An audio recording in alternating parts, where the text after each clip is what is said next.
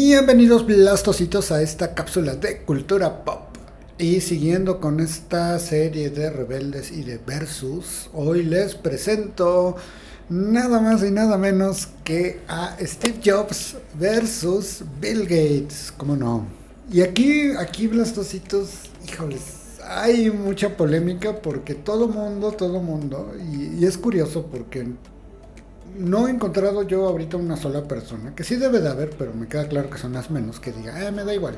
O son Apple, o son Android, o son Windows, o son Mac. Que por cierto, aquí les voy a contar un chisme. Yo en realidad antes ni era Windows ni era Mac, era Linux. Hasta que una amiga me empezó, hace muchos años, o sea, no, Mac no despegaba, o Apple no despegaba todavía como ahorita, hasta que una amiga que era diseñadora me dice, le estaba enseñando, no, es que Linux, y hay un Linux que se llama Mandrake, que viene, o a lo largo de la historia ha salido la mascota de Linux, que es Tux, un pingüino, y venía con una capita de mago, ¿no? Venía disfrazado de mago. Entonces yo estaba fascinado con mi Linux Mandrake y ya estaba ahí, le enseñé y todo, y me dice, híjole, sí, pero es que mira, es que en Mac se puede hacer esto y lo otro, y yo, no, que no sé qué.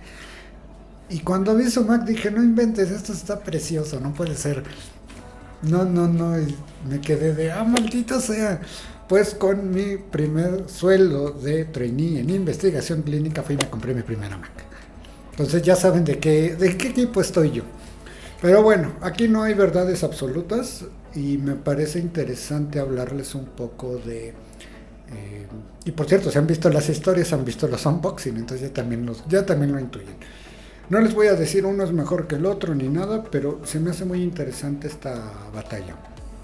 ¿Qué es lo que sucede? Es una dicotomía bastante interesante que cuando llegué como a profundizar en esto, dije, ok, esto explica muchas cosas. Les voy a decir, por ejemplo, los detractores de Mac, que muchos ingenieros con los que he hablado y en general usuarios a lo largo de los años que te dicen que no, es que eso es muy elitista, es que no le puedes mover acá y allá, es que todo viene cerrado, es que ni le puedes cambiar la batería a los productos, bla. Y a favor de Android, no, pues es que es personalizable, tienes más libertad, lo puedes adecuar así, así, etcétera. Hay de varios precios, es más democrático. Y esto también lo podríamos decir de los sistemas operativos del iOS y del Windows. ¿Qué pasa? Que representan dos filosofías opuestas. Jobs era defensor de los sistemas cerrados y Gates era defensor de los sistemas abiertos. Y esto se remonta a por ahí de los 80s cuando se pelearon con Microsoft. Si ustedes se acuerdan del último episodio que vimos, que yo grabé, que ustedes debieron haber visto, de Miguel Ángel contra Leonardo, pues eran dos titanes, dos genios que se caían gordos, pero que muy a su pesar se respetaban, ¿no? Y si no lo han visto, corran a verlo, es el de la semana pasada. Aquí es lo mismo. Gates nunca fue amigo de Jobs, ni Jobs de Gates. Y se detestaban, se desacreditaban. Y al final, o al menos al final de la vida de Jobs, pues se concedieron el mutuo respeto que se tenían el uno al otro, quizá un poco a regañadientes y también un poco ya resignados los dos, pero ya entraremos en detalle. Y total que estos desacuerdos empiezan en los 80s porque tienen que saber que la primer compu como la conocemos ahorita, con interfaz gráfica que le movías y todo, ni siquiera la desarrolló ni Microsoft ni Apple. La desarrolló Xerox, esos los de las fotocopias. Desarrollaron esa tecnología. Total que la persona que la inventó, o el grupo de personas, pues la llevaron ante sus jefes y Xerox les dijo, ¿eso para qué? ¿Quién lo va a querer? Y Xerox tenía un lugar de desarrollo que se llamaba Xerox Park. Resulta que Xerox quería hacer un partnership, como se les dice hoy en día, así bien modernos, en partnership con Apple. Y Apple dijo, era muy astuto. Jobs les dijo, ok, pero quiero ver lo que tienes en el Xerox PARC, porque ya tenían noticias de eso. Y los ingenieros no se lo querían mostrar y se hacían tontos y se hacían tontos, pero Jobs ya sabía lo que tenían. Al final los obligó a que se lo mostraran, le lo mostraron y les dijo, oigan, pero pues que están tontos, o sea, están sentados en un montón de dinero, yo quiero, si quieren hacer este partnership, yo quiero esa tecnología. Total que como en Xerox no le veían el caso y el propio Jobs lo rememoraba años después que decía, es que eran un montón de autómatas fotocopiadores, no tenían ni idea de qué tenían en las manos, ¿no? Que por cierto, en honor a la verdad, pues sí, como persona dejaba mucho que desear Steve Jobs y me estoy viendo muy leve. Copian esta cosa, crean el primer sistema Mac y les empiezan a decir otras compañías de computadoras, saquen licencias, háganlo y vendan las licencias, les va a ir bien. Resulta que Gates también va a ver esto y dice, sí, cómo no. Pero Gates no lo copia directamente del de Xerox PARC, sino copia el sistema operativo de Mac, que en ese momento no era Mac, era el Macintosh, me parece. No me hagan mucho caso. Sí, está viéndome aquí algo un geek. Pero bueno, el primer sistema operativo. Esto enfurece a Jobs, que no tenía nada de sutileza. Va, le reclama a Gates y Gates le dice, pues es que mira, Steve, es como si tú te hubieras metido a robarte la tele del vecino y yo te la robé a ti. O sea, ni tú lo desarrollaste, ni nada. Entonces, bueno, fue una discusión, fue una bronca épica, pero eso dio lugar a dos cosas, porque Jobs nunca quiso licenciar el producto. Él decía, no, la experiencia del usuario tiene que ir de principio a fin, tiene que estar siempre integrado el hardware y el software para dar una gran experiencia y tener un gran producto.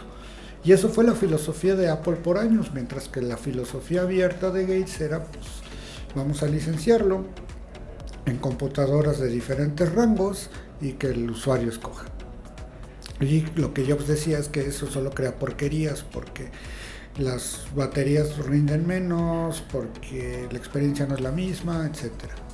Y ambas compañías llevaron su filosofía hasta los límites.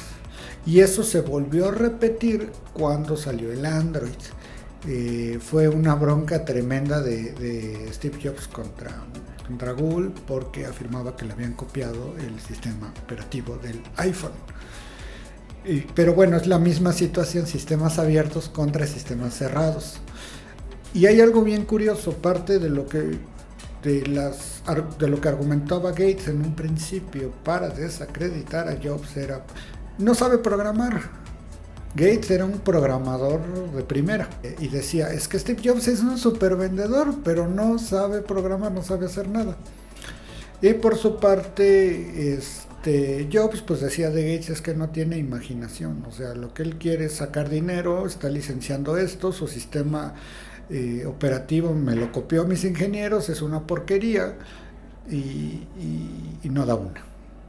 Y de aquí viene que depende cómo vea cada quien el mundo y depende con qué marca se identifique o con qué ambiente o sistema operativo se identifique, pues va a escoger algún bando. Por eso es que es tan difícil de repente permanecer ambiguo.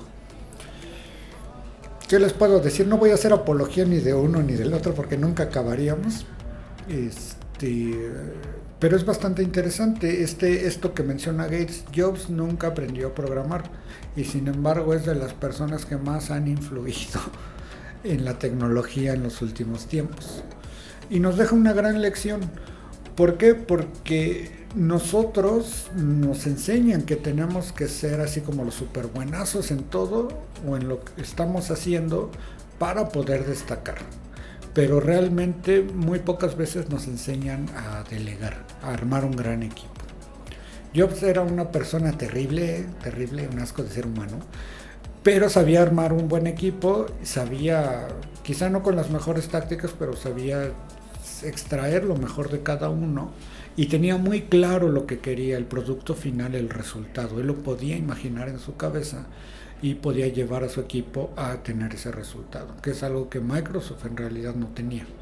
¿Cuáles sí eran las fortalezas de Microsoft? Entender el mercado y poder adaptarse al mercado y darle lo que necesitaba el mercado. Dos visiones totalmente diferentes, pero ¿cuál es la moraleja de esto? Que no necesitan saberlo todos ni ser buenos en todos. Yo, por ejemplo, como monitor clínico, no era bueno en todas las áreas de ser monitor clínico. ¿Qué sucedía? Muchas veces cuando yo podía echar mano de un comonitor, yo escogía al comonitor que sabía que era bueno en lo que a mí me fallaba, que era, por ejemplo, la parte regulatoria. La sé hacer, la entiendo, la puedo hacer si es necesario, pero me aburre. Y no está mal, pues, o sea, tenemos talentos para todos y créanme, mis mayores respetos para el departamento regulatorio porque hacen algo que yo no podría hacer. Yo, sin embargo, era muy feliz con la parte clínica y hacerme acompañar cuando era necesario de monitores que eran muy buenos en el área regulatoria nos permitía separarnos y aprovechar cada quien al máximo. Y vean qué bien se trabajaba. Ese es un pequeño ejemplo. ¿Para qué otra cosa? Es poder entender, poder formar equipos de trabajo, y no importa dónde estén, no tienen que ser monitores, pueden estar en un entry level, pero pueden hacer equipo de verdad con diferentes personas y poder extraer de lo mejor de estas personas. Tú sabes quién sí te va a dar ciertas cosas, a quién le falla tal cosa y poder ir mediando. Esa es una super habilidad que de alguna manera ya la traía insertada Jobs en su DNA de una u otra manera, ¿no? Y por el lado de Gates era un poco más de la vieja escuela, de decir, bueno, tienes que saber programar, si no, no vales.